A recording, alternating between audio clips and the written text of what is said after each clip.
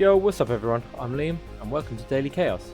This channel is all about gaming and complete chaos, so if you love funny gameplay and chaotic content, then you're in the right place.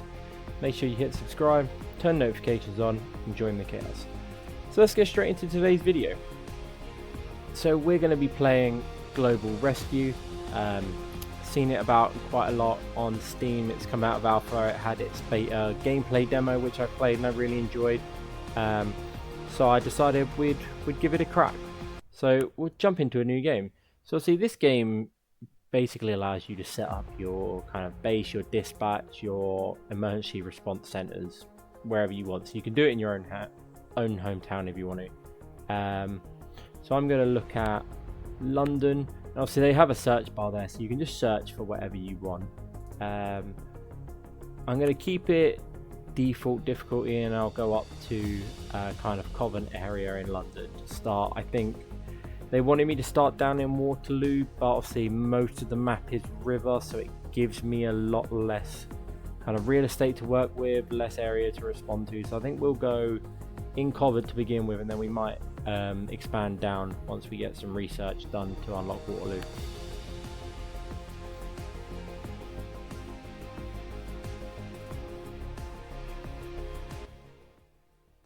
Welcome to our team. I am delighted to welcome you as our new operations manager. I am counting on your expertise and commitment to ensure safety and order here. The mayor of whatever town you're in, if you have a mayor, great. If not, he's your new mayor, I guess. He'll kind of just give you a quick introduction, tell you how to begin building your base. They'll give you a bit of capital to help start, and then you just kind of jump into it. So starting wise, you'll get a different size for your base, so you can have small, medium, large, or you can build a custom size plot. Key things to note with this are you want to pick a space that is relatively center so that you can kind of respond in a decent time in all directions from your base, but you also want to try and keep your starting cost low because the mayor will give you a loan for your construction costs. So over here I've got a lot of decent area to work with. My construction cost over here will be kind of sub 20,000 depending on where I put it, average about 14 to 16. Whereas if I was to put it somewhere like here, I'm looking at 650k because I have to demolish and basically buy this entire building to set it there. So ideally try looking for somewhere with decent greenery to begin with. Otherwise you're going to find that your loan that you have to pay back, because that is a thing in this game, you can take out loans, is going to be very, very expensive. So I think because we've got a decent area over here, we're going to start with a medium space. Yes, it will cost a little bit more, an extra kind of 6,000 ish, and our daily costs go up a little bit, but I think the space in the long run will be worth it. So we're going to pop it down right there. Now connect your base to and now we need to connect our base to the road. So I think we'll go out at the edge of the base and then connect it to a public road. Probably about here, straight into the middle of this road, and then it allows us to kind of come out and either go that way or that way, which puts us on the main roads down there, or we can kind of loop the block and respond that way. So looking at our base then, obviously we've got quite a large area that we need to set up. So once you're happy with it, confirm it, it'll connect, it'll give you your first street, and you are good to start building. So initially obviously you need your office space, you need to hire dispatchers. Don't worry too much about where you place things because you can bulldoze and remove them. You kind of lose a little bit of money if you bulldoze and rebuild, so I would just suggest moving. It can in the late game get a bit difficult if you want to remodel your whole area, so I would suggest just kind of have a bit of a basic plan of what you want to do. I'm thinking I'm going to want to start down here in this corner just for ease of use, and I'll go probably 6x6 for dispatchers, and then we want to set our doors there. Now your employees will just walk in and out the doors. You don't need to set up streets and connect them with sidewalks, but you obviously do need to have access to the room.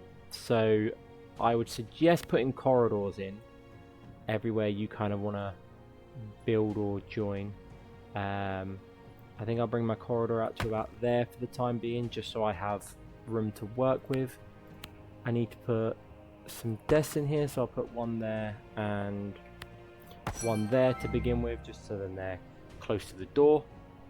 And then what we'll look at doing next is building our kitchen, because obviously our guys need somewhere to eat, and I think I'm going to put that up this side. So I need a 4x4, but I think I'm going to oversize and go 5x5 to begin with, and put a central door in there with 2 fridges up there. So now they want me to build a bathroom. So I think what I'm going to do before I do that, just so I don't kind of trap myself in down here, is build myself a 2x12 corridor, just to have a bit of money, and expand up that way. And then I'll probably look at putting my bathrooms in here. And I want to do 3x, but I want enough for 3, so I'll split them into a 3x9. Now it doesn't put the individual walls in, but what you can do is put the walls in yourself, just to make life a bit easier. So I now have 3 separate bathrooms. I will put the door centrally in there, and then I just want to kind of wall the bathroom off, just so it gives a bit more privacy, so that you're not just exposed in a 3x3 room. So we need to put toilets in, we need to put showers in. I like putting sinks in for decoration as well, and it feel like it just gives you a bit more of a nice layout. Obviously, if you use walls to segment your rooms, you then still need to put doors in so that people can access them. So just don't forget that, because people have been burned. I know I have. I've made that mistake before, when all of my employees rushing back off a call, need a bathroom break, and they can't get in. So we also need to get dispatchers, police officers, and seating options. So for our seating options, I could just put them in the kitchen.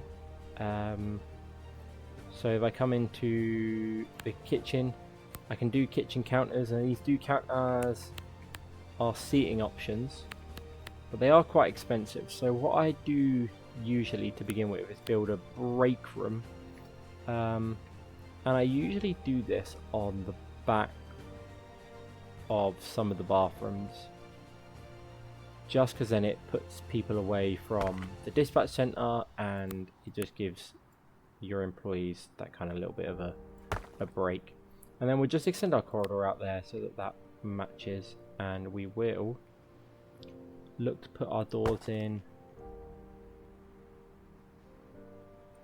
like that. I think I'll go double doors, and then we're just gonna use these £30 chairs for now, just so they have somewhere to sit. It's very basic. We will obviously make it better as we go.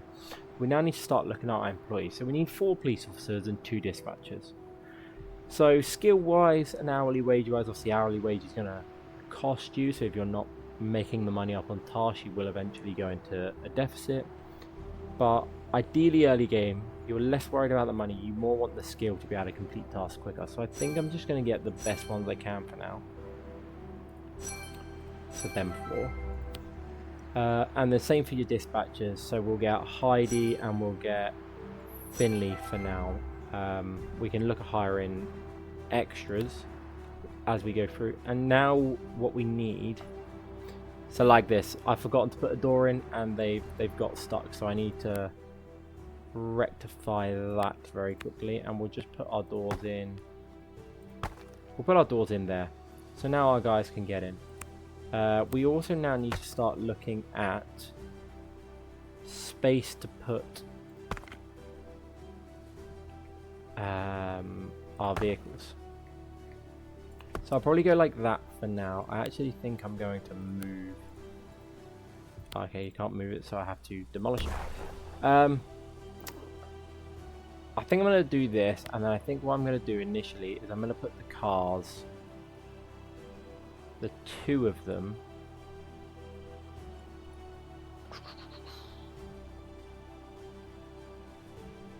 probably one there and one there, and then we'll just kind of decorate it with a bit of sidewalk. We'll put our sidewalk along there. We'll come up to there, and we'll go to there, and it just kind of edges it out nicely. And then what we will do is we'll look at getting our vehicles.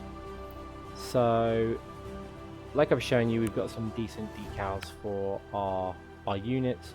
So being UK based, I want to look at the metropolitan units, so I can get generic UK ones, some all white, some kind of all yellow mixed white. But I like these darker looking ones. As I say, I've got them set to default, and then you can get different unit ones. Staffordshire's got two. The black one looks pretty cool, and then just more generic ones. But we're going to go with this, and we're going to get our first 2 free vehicles. So we'll buy 2 of them. So now they cost me £10,000 each. Emergency call will so come soon. We've got our first 2 units in, we've at got our regular first 4 intervals, officers, and will be given a budget for the following and I period think what we based want on to your do, performance. just to make them easier to track, As long as you are is not dealing with look at emergencies, changing you their can take care of the other operational tasks that call also size. need to be done So and are displayed in I your think I'm going to to-do set all my list. police to 100 numbers. Fire I'll probably put to 200 or 300, and then EMS I'll put to 400 or 500, I think. And then what we want to do is we want to make sure they're assigned to individual spaces, because then it means they'll go back to their assigned space, and they've always got somewhere to go. So we're good to go now. We've got tasks to improve our reputation that will give us money, and we've got additional tasks, and then we'll get emergency cars come in like this. So body in a plastic bag. So we'll definitely need to send an officer out to that. We'll start and send out 101 to that, and then we'll look at pushing 102 off to the additional task. Now the additional tasks aren't pass or fail that affect your reputation, but if you can do them, they obviously do give you money and XP, so it's always good to try where possible. So we've got our 2 units going off now, and we were in a decent location. Prison's not too far away from the base. Hospital's also not too far away from the base, so it's a good area to kind of be in at the moment.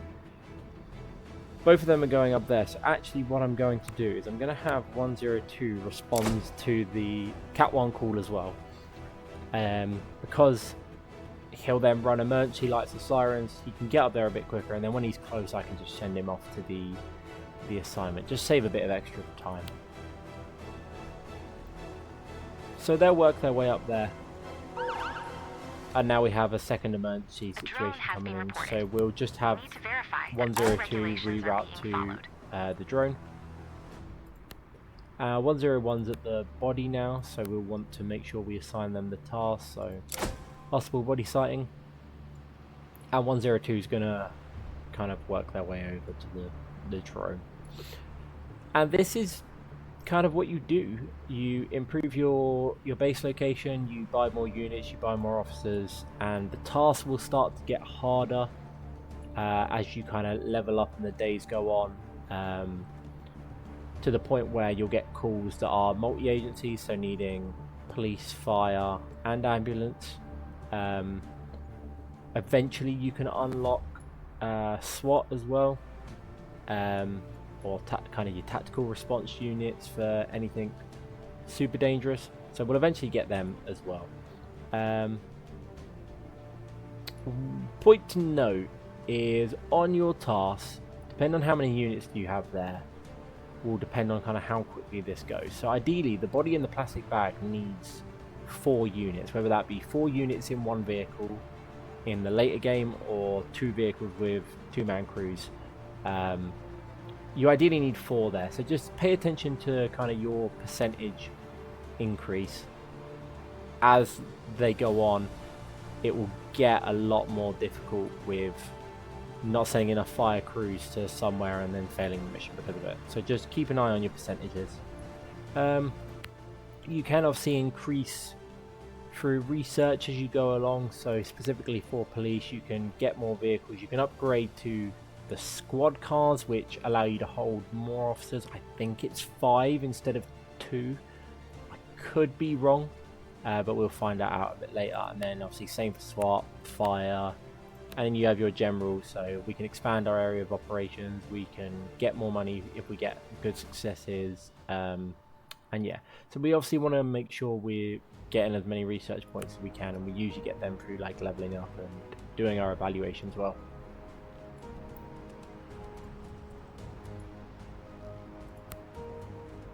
So 102's now arrived at our drone, so we just want to make sure we assign him a task to check that situation. And that's working at 1 times speed, so 2 units is enough there. What we can do, which I might do in a minute, is just get a 3rd police car in. But we will see how we go. So 101's done that, so they now need to check the plastic bag. But they're at 1.6 times, so they only needed 1 officer stat, so we're doing good there. 102 needs to confiscate the drone. There we go, we've leveled up, so we've got 5 research points now. So we can't do a lot with them 5 research points, so we'll just have to keep saving. But I think early on, what we probably want to get is reduced fuel consumption is always great because it means our units can stay out for longer. But primarily, automatic refueling and automatic washing will save us a load of management time. So I think we'll focus them first. Cool, so 101 is now done. And because they're up there, I can send them to this police presence task. So we'll get them going up there. 102 is still dealing with the drone. And we've got an additional emergency call coming in. The drone was confiscated. There we go, so Caller reports a scooter without a license plate.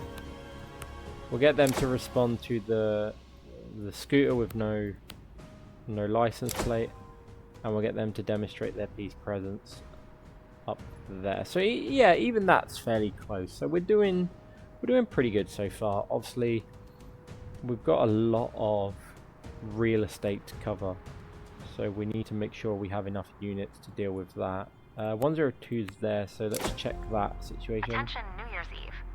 There will be more noise, alcohol, illegal fireworks, and escalations. Okay, cool. So our kind of dispatch controller has just told us that New Year's Eve's come up. So they've thrown a kind of multiplier in there of more noise, alcohol, illegal fireworks, and escalation calls. So there we go. We've got our first noise disturbance because of the pesky New Year's, so we'll send both units down there. Police report is being filed. And we've also got our first evaluation. So day 1's done, we've got our evaluation in. So we're sat at 89%. Obviously, we haven't had a lot going on, so I'm not surprised. 100% successful missions is always good. And our overall condition of our employees and our dispatch center are pretty good. So we've got some extra money that we can now use. I think we're going to end up there then today, guys. Thank you very much for watching. We've got most of the basics down, so look out for the next episode where we'll get more in depth with the police and hopefully bring fire in. Thank you for watching, and peace.